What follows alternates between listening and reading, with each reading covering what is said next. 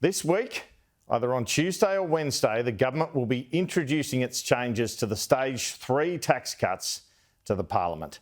The legislation is expected to be debated in the House this week, but isn't expected to make its way to the Senate just yet. The Senate doesn't sit next week, so the legislation could face a Senate showdown in the week before the Dunkley by-election on March the 2nd. And the big question then will be, what will happen in the Senate? We will talk to Greens leader Adam Bandt about where his party is at on this, including about reports that he wants to refer the proposed changes to a parliamentary inquiry and draw this dispute out all the way until the May budget. The Greens leader wants bigger tax cuts for low to middle income earners, but there's also a battle looming in the coalition about this.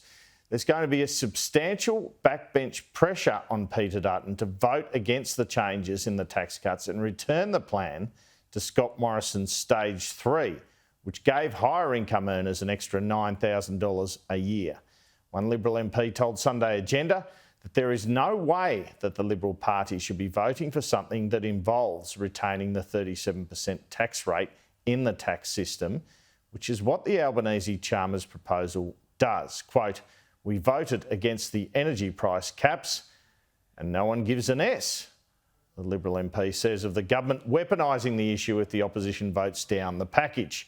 But another coalition MP said to me the smart thing to do would be to seek to amend the government's bill to allow the tax cuts for those at the lower end and keep the tax cuts for Australians at the higher end.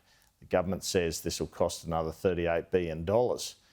Then once those amendments fail, the opposition should vote the government's package through, this MP said, so the government didn't have the ability to say that the coalition voted against a $16 a week tax cut for lower and middle income earners.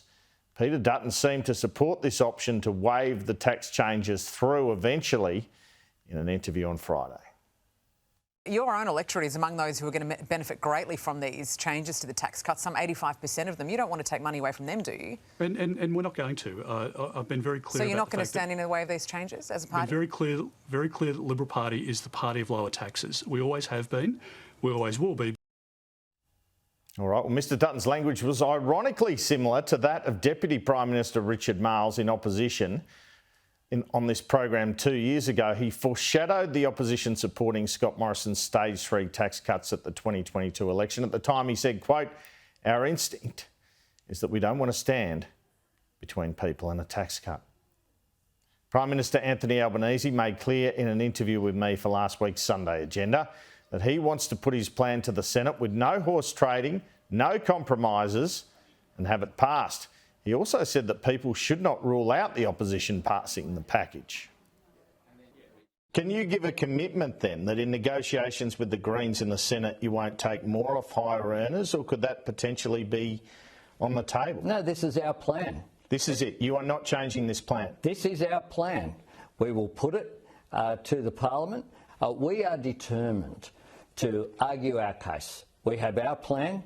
Yeah, so you're not changing this tax cut plan. This tax cut plan will not change this year. We have our plan. We'll put it to the Parliament, and we will. Not only that, Andrew, we haven't even said, had Peter Dutton yesterday was saying wouldn't rule out him voting for it. So we'll wait and see what happens. There was a bit of talk during the week about tensions between the PM and Treasurer Jim Chalmers in the wake of the tax cut changes. After a column in The Australian from the former Chief of Staff to Bill Short and Cameron Milner said the pair weren't even on speaking terms. Well, government sources are hosing this down. I'm told the PM and Treasurer have actually been speaking every single day. And Chalmers, who had breakfast at the Lodge last week with the PM, will be one of a number of his colleagues who will have dinner with him at the Lodge